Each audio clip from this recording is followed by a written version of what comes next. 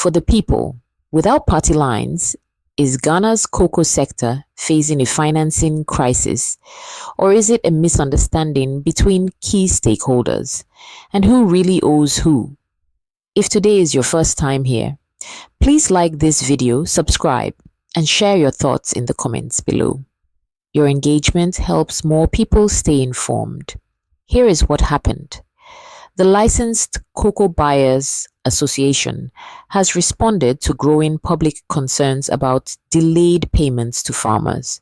According to them, the perception that they collected money and refused to pay farmers is inaccurate. They say a substantial number of farmers have already been paid, and payments continue as funds are released in tranches by COCOBOD. However, they also revealed that COCOBOD currently owes licensed buying companies an amount estimated at around 10 to 11 billion Ghana cedis. They explained that the figure often mentioned, 300,000 metric tons, does not represent cocoa sitting with farmers unpaid. Instead, it includes cocoa already delivered to ports, in transit, or stored in warehouses. The association says for the past 7 years, they have been pre-financing the cocoa sector. In one instance, they claim it took 9 months before COCOBOD reimbursed them. They also stated that they owe significant sums to banks due to these financing arrangements. On the issue of political interference, they argue that excessive political pressure in the cocoa sector did not start today, but has gradually increased over time. They are calling for a more professionally managed cocoa marketing system, where COCOBOD focuses strictly on its core mandate, buying and selling cocoa on behalf of government. They also emphasize that their concerns are not political. They insist they are not fighting any government, but are simply seeking clarity, transparency, and sustainability within the cocoa industry. Meetings have reportedly taken place between COCOBOD leadership and stakeholders, described as healthy and constructive. So what is at stake? Farmer confidence, banking relationships, and the long-term stability of Ghana's cocoa industry. Cocoa remains one of Ghana's most critical economic pillars, and how this issue is resolved will affect thousands of farmers, buyers, and the broader economy. Place to ensure this money flows directly to LBCs and then to farmers without delay. Yes, thanks, Mr. A. Yes, I think barely a week ago, the Licensed Cocoa Buyers Association had a press conference, and listeners would bear with us that we were the last of the key stakeholders to talk. Our main issue was to set the record straight in terms of our principal partners as the farmers' perception that we have gone for money and we have refused to pay them. In fact, we did also indicate that we have been pre-financing the cocoa industry for the past 7 years, and even 2023-24. We financed the industry, and it took 9 months before COCOBOD paid us, and we even submitted a request for COCOBOD to compensate us, and nothing happened. So it is not as if we are fighting the NDC government or the government of the day. We are a business regulated by COCOBOD, and therefore we are law-abiding. Now, the issue as has been discussed in the airwaves, it's not as if we have not paid some of the farmers. Substantial part of the farmers have been paid, and our members continue to pay farmers. As COCOBOD indicated, the tranches of money that has been coming in. Now, in our press conference, we did mention 300,000 metric tons. It's not as if 300,000 metric tons is on the field. That is not the interpretation. We said phase out because this 300,000 is part of cocoa that we have delivered at the ports. It's part of cocoa that is in transit. It's part of cocoa that we have already secured and is sitting in our warehouses. And all culminate into the lump sum of amount that COCOBOD owes us, which some interpretation indicate 10 billion, as Mr. Randy Abi indicated, is around 11 billion.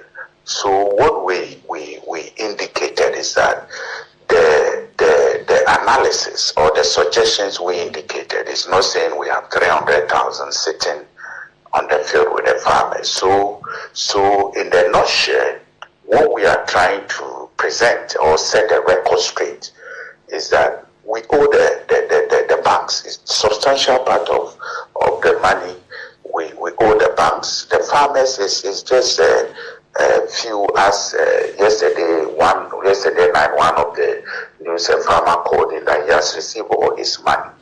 So of course we also use the opportunity to suggest or recommend some changes that needs to be done. Now I would like listeners to also know that we are in contact with COCOBOD. We have a wonderful relationship with COCOBOD. As yesterday we had a meeting which took about 5 hours. COCOBOD Chief Executive, CMC Managing Director, and it was a very healthy discussion that we had. So it's not as if, as is being presented in the airwaves, that there's a friction at COCOBOD, CMC, and then the CR at each other's throat. That is not the case. That is not the case. In every human institution, of course, there are divergent views, but at the end of the day, it's for the good of the country. So let me also indicate that we also have been mentioning that COCOBOD should stick to its core mandate, the mandate of buying cocoa and selling cocoa on behalf of government. Permit me to say COCOBOD is not Ministry of Roads and Highways that you would indicate you can even honor contract more than what the ministry itself needs to do. So we were very emphatic that look, the way forward is that we need to sit down and then together look at the best possible ways that we need to address our cocoa sector. But immediately we appeal to COCOBOD and government that they should also look for money wherever they will get it. One, to settle the farmers that we owe. Two, the banks that we owe. Now let me also indicate that it's not a deliberate attempt that we have been borrowing cocoa from farmers. If you understand the cocoa sector, we have about 50,000 purchasing clerks that stay in the communities where the farmers live. And as a result of that, purchasing clerks have a wonderful relationship with farmers. So in a situation where the purchasing clerk doesn't have money, the farmer will say, oh, let me give you my cocoa, deliver it. When you get the money, you pay me. So it's under this arrangement that is perceived as if we've been going around borrowing cocoa from farmers. That is not the case.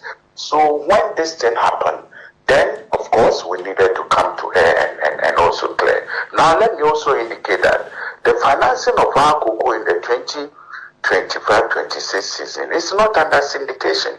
In fact, we started it in 2024-25, where the buyers bring money in lieu of delivering cocoa to them. So it's a buyer funding model, and we, being at the fulcrum of the industry, take the lead, borrow money from the banks, and then mobilize the cocoa. Now I also indicate that it is not this period, just 1 year of Randy Abi's government administration that is owing NDC. It goes beyond the year. LBCs. Now 2024-25, some of our members are owed, and even one member is being owed $186 million. He has not been paid. So I want listeners to get the facts that we are not fighting government or we are being antagonistic. That is not the case. But the facts needs to be addressed so that we depoliticize the issues of cocoa. Of course, we also indicated that excessive hand of political pressure is not under NDC government. This thing has happened gradually, and those who will agree with me, it happened excessively in the previous government. So we want to appeal to members to understand the situation, and then together we address the challenges that we have. Thank you, my brother. Yes, so Mr. Imado, one of those key critiques is the political interference in the sector. So what would a more independent, professionally managed cocoa marketing company look like? And how would it change the sales and pricing strategy? I mean, we witness, if let me not draw members back to history. I mean, during the PNDC time, we witnessed the challenges cocoa sector had, and we have some competent professionals who had grown through, rising through the rank and file of COCOBOD, and we address it. Even let me just remind members, when the World Bank globally recommended that we have to decentralize, or what we call, we have to abandon the various COCOBODs. Nigeria, Liberia, Sierra Leone did it. In Ghana, we maintain COCOBOD. It's as a result of the staff who are then risen through the ranks and know the in-depth understanding of cocoa sector. So we were able to keep our cocoa industry. Now when we went to democratic dispensation, it's a different story. So we are not just alluding it to NDC government. We are saying that gradually, we have suffered from excessive hands of political pressure, and we felt that if you look at where the analysis have generated or have indicated, we felt that we can regain the lost glory of COCOBOD by allowing COCOBOD and the staff to learn and then grow through the ranks, so that when the challenges happen, we can be addressed. Okay, so in practical terms, what would you say are some of the non-negotiable pillars that will help LBCs to prevent them from future market shocks? Yes, as a business, we will not say non-negotiable. Every aspect of our activity needs to be discussed, negotiated. What we are saying is that we know that we have the capacity. If you look at the managing that critical economic pillars, and how this issue is resolved will affect thousands of farmers, buyers, and the broader economy.